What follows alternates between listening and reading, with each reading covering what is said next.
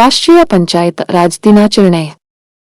ಮಹಾತ್ಮ ಗಾಂಧೀಜಿಯವರ ಗ್ರಾಮ ಸ್ವರಾಜ್ಯದ ಕನಸು ನನಸಾಗಲು ಅಧಿಕಾರ ವಿಕೇಂದ್ರೀಕರಣ ಪೂರಕವಾಗಿ ಕೆಲಸ ಮಾಡಬೇಕು ಎಂದು ರಾಜ್ಯ ವಿಕೇಂದ್ರೀಕರಣ ಯೋಜನೆ ಮತ್ತು ಅಭಿವೃದ್ಧಿ ಸಮಿತಿ ಉಪಾಧ್ಯಕ್ಷ ಡಿ.ಆರ್. ಪಾಟೀಲ ಹೇಳಿದರು. ಗದಗ ಜಿಲ್ಲಾಡಳಿತ ಭವನದಲ್ಲಿ ಜಿಲ್ಲಾಡಳಿತ ಜಿಲ್ಲಾ ಪಂಚಾಯತ್ ಸಹಯೋಗದಲ್ಲಿ ರಾಷ್ಟ್ರೀಯ ಪಂಚಾಯತ್ ರಾಜ್ ದಿನಾಚರಣೆಯ ಕಾರ್ಯಕ್ರಮವನ್ನು ಉದ್ಘಾಟಿಸಿ ಮಾತನಾಡಿದರು. ಕಾರ್ಯಕ್ರಮದಲ್ಲಿ ಜಿಲ್ಲಾಧಿಕಾರಿ ಸಿಎನ್ ಶ್ರೀಧರ, ಜಿಲ್ಲಾ ಪಂಚಾಯತ್ ಉಪ ಕಾರ್ಯದರ್ಶಿ ಸಿಆರ್ ಮುಂಡರಗಿ, ಜಿಲ್ಲಾ ಪಂಚಾಯತ್ ಮಾಜಿ ಅಧ್ಯಕ್ಷ ವಾಸಣ್ಣ ಕುರಡಗಿ, ಸಿದ್ದು ಪಾಟೀಲ ಉಪಸ್ಥಿತರಿದ್ದರು. ಸಮಾಜ ಕಲ್ಯಾಣ ಇಲಾಖೆ ಉಪನಿರ್ದೇಶಕಿ ಶ್ರೀಮತಿ ನಂದಾ ಹಣಬರಟ್ಟಿ ಮಾತನಾಡಿ, ಅಧಿಕಾರ ವಿಕೇಂದ್ರೀಕರಣ ನಂತರ ಪಂಚಾಯಿತಿ ನಿರ್ವಹಿಸುವ ಕಾರ್ಯಗಳನ್ನು ಚಿತ್ರಗಳ ಮೂಲಕ ಜನರಲ್ಲಿ ಜಾಗೃತಿ ಮೂಡಿಸಲಾಗಿತ್ತು. ಗ್ರಾಮ ಸಭೆ, ಗ್ರಾಮಗಳಲ್ಲಿ ಸ್ವಚ್ಛತೆ, ನೈರ್ಮಲ್ಯ, ಆಡಳಿತ ವಿಕೇಂದ್ರೀಕರಣ, ಕೇಂದ್ರ ಮತ್ತು ರಾಜ್ಯ ಸರ್ಕಾರ ಯೋಜನೆಗಳನ್ನು ಚಿತ್ರಗಳ ಮೂಲಕ ಜನರಲ್ಲಿ ಜಾಗೃತಿ ಉಂಟುಮಾಡುವಲ್ಲಿ ಚಿತ್ರಕಲೆ ತುಂಬಾ ಸಹಾಯಕಾರಿಯಾಗಿವೆ ಎಂದು ಹೇಳಿದರು.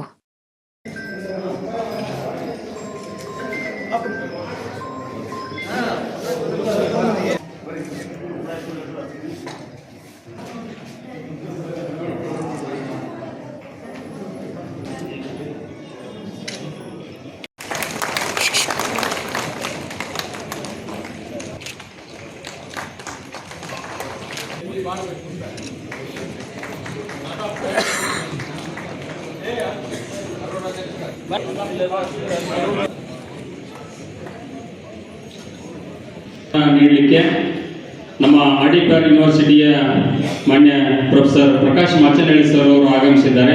ದಯಮಾಡಿ ಎಲ್ಲರಿಗೂ ನಮಸ್ಕಾರಗಳು.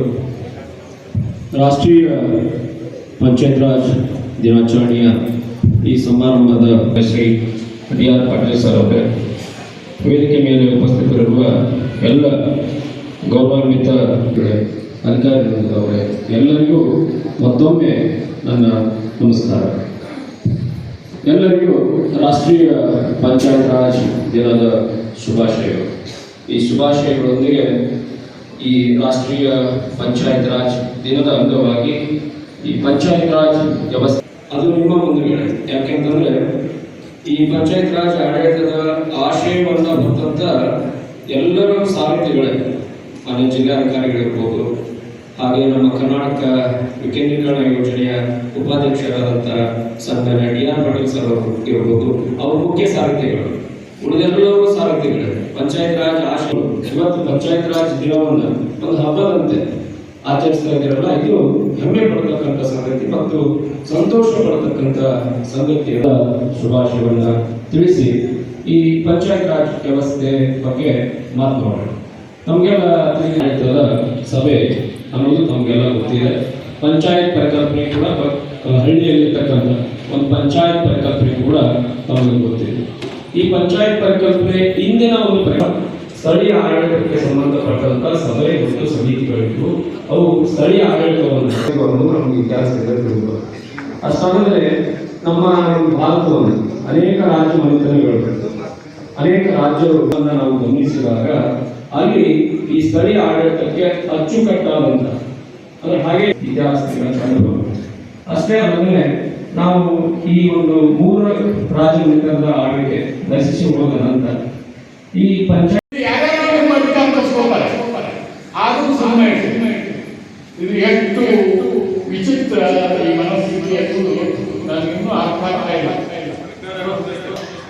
ಯಾರೋ ಯಾರೋ ನಡೆಸ್ತಾರೆ. ಆದರೆ ಒಂದು ನನಗೆ ಖುಷಿ, ನಮ್ಮ DPC ಸಭೆ ನಡೆದಾಗ ಸಾಹೇಬರು ಇದ್ರು, ನಾನು ಇದ್ದೆ. ನಮ್ಮ DPC ಸಭೆ ನಡೆದಾಗ ನಮ್ಮ ಮುಖ್ಯವಾಗಿ ಸಚಿವರು ನಮ್ಮ ಜಿಲ್ಲೆಯೊಳಗೆ ಕಾನೂನು ಪ್ರಕಾರ ಎಲ್ಲ ಆಡಳಿತ ನಡೀತಕ್ಕದ್ದು ಅನ್ನುವಂಥ ಒಂದು ಮಾತನ್ನು ಹೇಳಿದರೆ ಆ ಭರವಸೆಯನ್ನು ಕೊಡ್ತಾರೆ. ನನಗೆ ಇಷ್ಟು ಖುಷಿ ಆಗಿದೆ. ಇವತ್ತು ಈ ನಿಮ್ಮ ವ್ಯವಸ್ಥೆಯನ್ನು ನೋಡಿ ಅದನ್ನು ಮಾಡಿದಂಥ ನಮ್ಮ ಜಿಲ್ಲಾಧಿಕಾರಿ ಅವರೇ ನಮ್ಮ CEO ಖರೆ ನನಗೆ ನಮ್ಮ ಜಿಲ್ಲೆಯೊಳಗೆ ಗಾಂಧೀಜಿಯಲ್ಲಿ ಕನಸು ಕಂಡಿದ್ದ ಆ ಗ್ರಾಮ ಸ್ವರಾಜ್ಯ ಅನುಷ್ಠಾನಕ್ಕೆ ಬರಲಿಕ್ಕೆ ಪೂರಕವಾದ ವಾತಾವರಣ ಇದೆ. ನಾವು ಇದನ್ನು ಮಾಡಬೇಕು. ನಮಗೇನು ಚುನಾವಣೆ ಮುಂದೆ ಹಾಕಿದ್ರೆ ಹಾಕುವ ಅಧಿಕಾರಿಗಳು ನಿಮ್ಮ ಪ್ರತಿನಿಧಿಗಳ ಕೈಯಲ್ಲಿ ಅಲ್ಲ, ಅಧಿಕಾರಿಗಳು ನಿಮ್ಮ ಕೈಯೊಳಗೆ, ಜನಸಾಮಾನ್ಯರ ಕೈಯಲ್ಲಿ ಅಧಿಕಾರ. ನಮ್ಮ ಪಂಚಾಯತ್ ರಾಜ್ ಕಾನೂನು ಇರುವುದಲ್ಲ. ನಿಮ್ಮ ಊರಿಗೆ ಏನೇನು ಆಗಬೇಕು ಅನ್ನೋದನ್ನು ನಿರ್ಣಯ ಮಾಡುವುದು ನಿಮ್ಮ ಪಂಚಾಯತಿ ಅಲ್ಲ, ನಿಮ್ಮ ಗ್ರಾಮ ಸಭೆ. ನಿಮ್ಮ ತಾಲೂಕು ಪಂಚಾಯತಿ ಅಲ್ಲ, ನಿಮ್ಮ ಗ್ರಾಮ ಸಭೆ. ನಿಮ್ಮ ಜಿಲ್ಲಾ ಪಂಚಾಯತಿ ಅಲ್ಲ, ನಿಮ್ಮ ಗ್ರಾಮ ಸಭೆ. ನಿಮ್ಮ MLA ಅಲ್ಲ, ನಿಮ್ಮ ಗ್ರಾಮ ಸಭೆ. ನಿಮ್ಮ ಮಂತ್ರಿ ಅಲ್ಲ, ನಿಮ್ಮ ಗ್ರಾಮ ಸಭೆ. ನಿಮ್ಮ MP ಅಲ್ಲ, ನಿಮ್ಮ ಗ್ರಾಮ ಸಭೆ. ನಮ್ಮ ಊರಿಗೆ ಏನಾಗಬೇಕು, ಎಲ್ಲಿಂದ ಆಗಬೇಕು, ಅದು ನಮ್ಮ ಗ್ರಾಮ ಪಂಚಾಯತಿಯಿಂದ ಆಗಬೇಕು, ನಮ್ಮ ತಾಲೂಕು ಪಂಚಾಯತಿಯಿಂದ ಆಗಬೇಕು, ನಮ್ಮ ಜಿಲ್ಲಾ ಪಂಚಾಯತಿಯಿಂದ ಆಗಬೇಕು, ನಮ್ಮ ರಾಜ್ಯ ಸರ್ಕಾರದಿಂದ ಆಗಬೇಕು, ನಮ್ಮ ಕೇಂದ್ರ ಸರ್ಕಾರದಿಂದ ಆಗಬೇಕು ಅನ್ನೋದನ್ನ ಅದನ್ನ ವಿಚಾರ ಮಾಡಿದ್ರೆ ಗೊತ್ತಾಗುತ್ತೆ. ಯಾರಿಂದ ಇದಕ್ಕೆ ಈ ಈ ಸವಲತ್ತನ್ನು ನಮಗೆ ಕೊಡುವವರು ಯಾರು?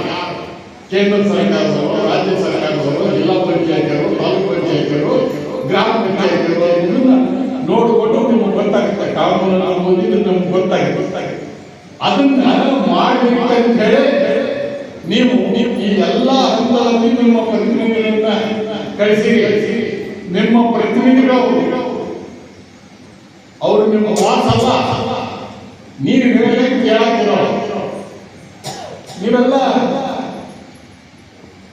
ನಿಮ್ಮ ಹೊಲಕ್ಕೆ ಆಟ ಕಳಿಸಿದ್ದೀರಿ ದಿವಸ ಅಂತ ಆಚರಿಸ್ತಾ ಇದ್ದೀವಿ. ಯಾಕೆಂತ ಹೇಳಿದ್ರೆ ಇವತ್ತಿಗೆ ನಮಗೆ ನಾವು ಸ್ವತಂತ್ರ ಬಂದ ನಂತರ ನಾವು ಜಿಲ್ಲಾ ಪಂಚಾಯಿತಿಗಳನ್ನು ಸ್ಥಾಪಿಸಿಕೊಂಡು ಅಧಿಕಾರ ವಿಕೇಂದ್ರೀಕರಣಗೊಳಿಸಿ ಅಧಿಕಾರವನ್ನು ನಾವು ಸ್ಥಳೀಯ ಮಟ್ಟದಿಂದ ಚಲಾಯಿಸ್ತೀವಿ ಅಂತ ನಮಗೆ ನಾವು ತೀರ್ಮಾನ ಮಾಡಿಕೊಂಡು ಅದಕ್ಕೆ ಅಂಕಿತ ಪಡೆದು ಜಾರಿಗೆ ತಂದಂಥ ದಿನ ಇದು. ಭಾರತ ದೇಶದ ಬಹಳ ದೊಡ್ಡ ಇತಿಹಾಸದಲ್ಲಿ ವಿಲೇಜ್ ಆಸ್ ಎ ಯೂನಿಟ್ ಅಂದರೆ ಒಂದು ಗ್ರಾಮವನ್ನು ಸಂಪೂರ್ಣವಾಗಿ ಸ್ವತಂತ್ರವಾಗಿ ಚಲಾಯಿಸಿದಂಥ ದೇಶ ನಾವು. ಅಂದರೆ ಈ ಹಿಂದೆ ನಮ್ಮ ದಾಳಿಕೋರೆಲ್ಲ ಬಂದು ನಮ್ಮ ಅಡ್ಮಿನಿಸ್ಟ್ರೇಷನ್ ಹಾಳು ಮಾಡೋಕ್ಕಿಂತ ಮೊದಲು ನಮ್ಮ ಅಡ್ಮಿನಿಸ್ಟ್ರೇಷನಲ್ಲಿ ಏನಿತ್ತು ಅಂದರೆ ಗ್ರಾಮ ಮಟ್ಟದಲ್ಲಿ ಸ್ವತಂತ್ರ ಅನ್ನೋದಿತ್ತು. ಗ್ರಾಮದಲ್ಲಿ ಯಾರು ತಿಳಿದವರು ಅಥವಾ ಬುದ್ಧಿವಂತರು ಅಂತ ಹೇಳ್ತಿದ್ರು ಅವರು ಅಲ್ಲಿಗೆ ಪೊಲೀಸರು, ಅಲ್ಲಿಗೆ ಅವರೇ ನ್ಯಾಯಾಧೀಶರು, ಅವರು ಅಲ್ಲಿ ವಿಚಾರಣೆ ಮಾಡ್ತಾ ಇದ್ರು, ತೀರ್ಮಾನ ಮಾಡ್ತಾ ಇದ್ರು. ನಮ್ಮ ಜನ ಅದನ್ನು ಒಪ್ಕೊಂಡು ಮುಂದುವರಿತಿದ್ರು. ದೇಶ ಸುಭಿಕ್ಷವಾಗಿತ್ತು. ಯಾಕಂತ ಹೇಳಿದ್ರೆ ಹಳ್ಳಿಯ ದಾಟಿ ಮುಂದೆ ಹೋಗೋ ಪರಿಸ್ಥಿತಿಗಳು ಕಡಿಮೆ ಇತ್ತು. ಹಳ್ಳಿ ದಾಟಿ ಹೋಗುವಂಥವು ಇರಲಿಲ್ಲ ಅಂತಲ್ಲ, ಹೋಗೋ ಸಂಖ್ಯೆ ತುಂಬ ವಿರಳವಾಗಿತ್ತು. ಇಂಥ ಒಂದು ವ್ಯವಸ್ಥೆನ ದಾಳಿಕೋರರಿಂದ ಬಂದು ಅಲ್ಲಿ ವೆಂಕಟಪ್ಪ ಸಮಿತಿ ಅಂತ ರಾಜ್ಯ ಸರ್ಕಾರ ನೇಮಿಸಿ ಆ ಸಮಿತಿ ಒಂದು ವಿಕೇಂದ್ರೀಕರಣಕ್ಕೆ ಒಂದು ರೂಪನ ನೀಡಿ ಆ ವಿಕೇಂದ್ರೀಕರಣದ ರೂಪನ ನಾವು 1982ರಲ್ಲಿ ರಾಜ್ಯ ಮಟ್ಟದಲ್ಲಿ ಅನುಷ್ಠಾನಗೊಳಿಸಬೇಕಂತ ತೀರ್ಮಾನ ಮಾಡಿಕೊಂಡು ನಮ್ಮ ರಾಜ್ಯದಲ್ಲಿ ಪ್ರಪ್ರಥಮ ಬಾರಿಗೆ ವಿಕೇಂದ್ರೀಕರಣಕ್ಕೆ ಒಂದು ಕ್ರಮ ತಗೊಂಡು ನಾವು ಮಾಡೋಕ್ಕೆ ಸ್ಟಾರ್ಟ್ ಮಾಡಿದ್ವಿ. ಇಲ್ಲಿ ಮಾಡಾದ್ಮೇಲೆ ಪಶ್ಚಿಮ ಬಂಗಾಳದಲ್ಲೂ ಮಾಡೋಕ್ಕೆ ಸ್ಟಾರ್ಟ್ ಮಾಡಿದ್ರು. ಈ ಎರಡು ರಾಜ್ಯಗಳಲ್ಲಿ ಏನು ಬದಲಾವಣೆಯ ಅಲೆ ಬಂತು ಅಡ್ಮಿನಿಸ್ಟ್ರೇಷನಲ್ಲಿ ಅಂದರೆ ಜಿಲ್ಲಾ ಮಟ್ಟದಲ್ಲಿ ಕೂತ್ಕೊಂಡು ತೀರ್ಮಾನ ಮಾಡೋದು 100 ಹಳ್ಳಿ ಪ್ರಾಬ್ಲಮ್ ಜೊತೆಗೆ ಸಮೀಕರಿಸಿ ನೋಡೋದು ಬಹಳ ತಪ್ಪಾಗ್ತದೆ. ಯಾಕೆಂದರೆ ಒಂದಕ್ಕೆ ಅನ್ವಯಿಸೋದು ಇನ್ನೊಂದಕ್ಕೆ ಅನ್ವಯಿಸೋದಿಲ್ಲ. ಈ ಸ್ಥಳೀಯ ಮಟ್ಟದಲ್ಲಿ ಅನುಸರಿಸಿದ ಒಂದು ತೀರ್ಮಾನದ ವ್ಯವಸ್ಥೆಯನ್ನು ಮನಗಂಡಂಥ ಅಂದಿನ ರಾಜೀವ್ ಗಾಂಧಿ ಅವರು ಈ ಒಂದು ಏನು ಬದಲಾವಣೆಯ ಪರ್ವ ಇದೆ ಇದು ಇಡೀ ದೇಶದಲ್ಲಿ ಬರಬೇಕು ಅಂತೇಳಿ ಫಸ್ಟ್ ಟೈಮ್ ಈ ಇಂಟ್ರಡ್ಯೂಸ್ಡ್ ಏನು 73rd and 74th ಅಮೆಂಡ್ಮೆಂಟ್ ಅಂತ ಹೇಳಿ ಪಾರ್ಲಿಮೆಂಟಲ್ಲಿ ಬಿಲ್ ಇಂಟ್ರಡ್ಯೂಸ್ ಮಾಡಿದ್ರೆ ನಮ್ಮಲ್ಲಿ ಇದ್ದೇ ಇದೆಯಲ್ಲ ಬದಲಾವಣೆಗೆ ನಾವು ಪ್ರತಿರೋಧ ಹೊಂದವರು ಒಂದು ಓಟಿಂದ ಪಾಸಾಗಿ ನೋಡ್ಕೊಂಡವ್ರು ನಾವು. ಅಂದರೆ ಇಂಥ ಒಂದು ಸುಸಂಸ್ಕೃತ ಒಂದು ವ್ಯವಸ್ಥೆನ ನಾವು ಜಾರಿಗೊಳಿಸಬೇಕಾದ್ರೆ ಅಲ್ಲಿಂದ ನಾವು ಹೊಡೆದಾಡಿ 1992ರಲ್ಲಿ 73rd amendment P V Narasimha Rao ಕಾಲದಲ್ಲಿ ಕಂಪ್ಲೀಟ್ ಆಗಿದೆ. ಸೊ ಅದು ಪ್ರೆಸಿಡೆಂಟ್ ಅಂಕಿತ ಬಿದ್ದಿದ್ದ ದಿನ ಇವತ್ತು.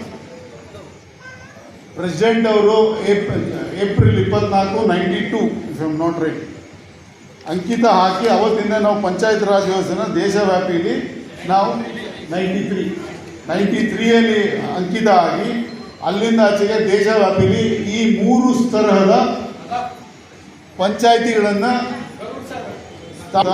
ಯು ಆರ್ ಆಲ್ ಎಲ್ಲ ಪಂಚಾಯಿತಿಗಳಲ್ಲಿ ನೀವು ಎಲೆಕ್ಟೆಡ್ ಮೆಂಬರ್ಸ್ ಆಗಿ ಅಲ್ಲಿ ನಿಮ್ಮ ಊರಿನ ಬಗೆಗೆ ನಿಮ್ಮ ಕಲ್ಪನೆಯ ಊರಿನ ಬಗೆಗೆ ನೀವು ಹೊಡೆದಾಡಿ ಅಥವಾ ನಿಮ್ಮ ಮೆಂಬರ್ ಜೊತೆಗೆ ವಾದ ಮಾಡಿ ಚರ್ಚೆ ಮಾಡಿ ನಿಮ್ಮ ಊರಿಗೆ ಏನಾಗಬೇಕು ಅಂತ ಹೇಳಿ ಬೆಳವಣಿಗೆ ಮಾಡೋಕ್ಕೆ ಅಂತೇಳಿ ಮುಂದೆ ಬಂದಂಥವ್ರು ನೀವೆಲ್ಲ. ಎಲೆಕ್ಷನಲ್ಲಿ ಗೆದ್ದಾಕ್ಷಣ ನೀವು ಪಂಚಾಯತಿಗೆ, ಗ್ರಾಮ ಪಂಚಾಯತಿಗೆ ಪಾರ್ಟಿ ಪಾಲಿಟಿಕ್ಸ್ ಇಲ್ಲ. ಚೆನ್ನಾಗಿದೆ ಅಂತ ತಿಳ್ಕೊಳ್ಳಿ. ನಮ್ಗೆ ಯಾವ್ದನ್ನ ಒಬ್ಬರ ಮೇಲೆ ಒಲವಿರ್ಬೋದು, ಅದು ಬೇರೆ. But beyond party politics, village is a unit. ವಿಲೇಜಿನ ಎಲ್ಲ ಮೆಂಬರ್ಸನ್ನು, ಗ್ರಾಮ ಪಂಚಾಯತಿ ಮೆಂಬರ್ಸ್ ಎಲ್ಲರೂ ಗ್ರಾಮಕ್ಕಾಗಿ ಒಳ್ಳೆತನ ಬಯಸಿ ಒಂದು ಒಗ್ಗಟ್ಟಿನ ತೀರ್ಮಾನಕ್ಕೆ ಬಂದು ಗ್ರಾಮದ ಏಳಿಗೆಗೆ ಪಣ ತೊಟ್ಟಂಥವ್ರು ನೀವೆಲ್ಲ. ತದನಂತರ ಪಂಚಾಯತ್